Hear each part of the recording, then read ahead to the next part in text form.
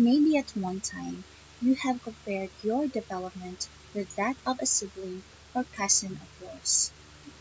We may have wondered why some children are very advanced in using their skills while others are still on their process of discovery. With this, I will discuss about typical and atypical development. The development of a child usually follows a predictable pattern. There are certain skills and abilities that are observed to gauge a child's development, which are called developmental milestones.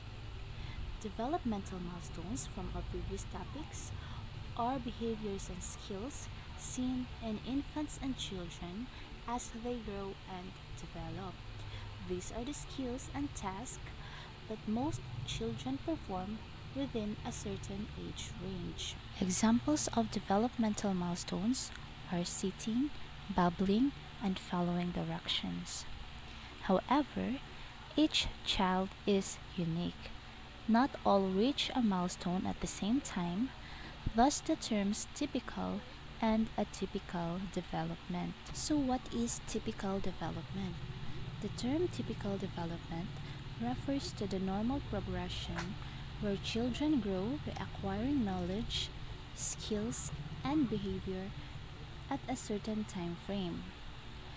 Typical development implies to the ongoing process of growing, changing, and acquiring range of complex skills, meaning beginning in infancy, the process or development of children are in sequence or is normal. Based on their age, we know what skills the child learns next.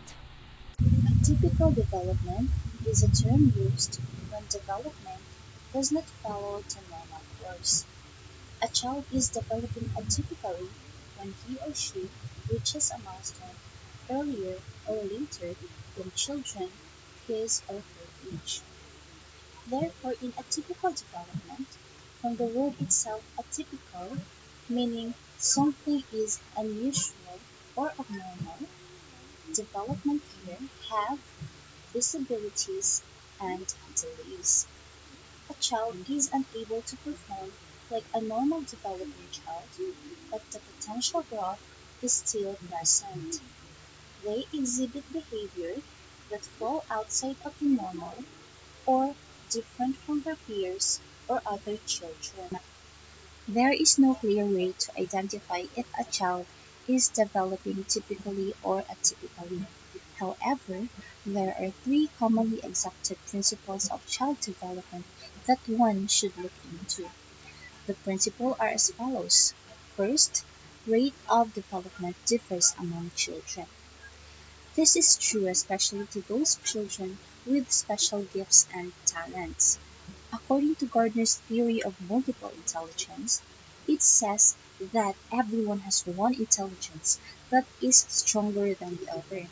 We are not born with all the intelligence we will ever have.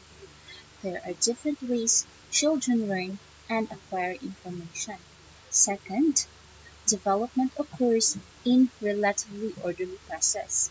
Here, the development are in sequence of steps or predictable steps which consistently follow one after another.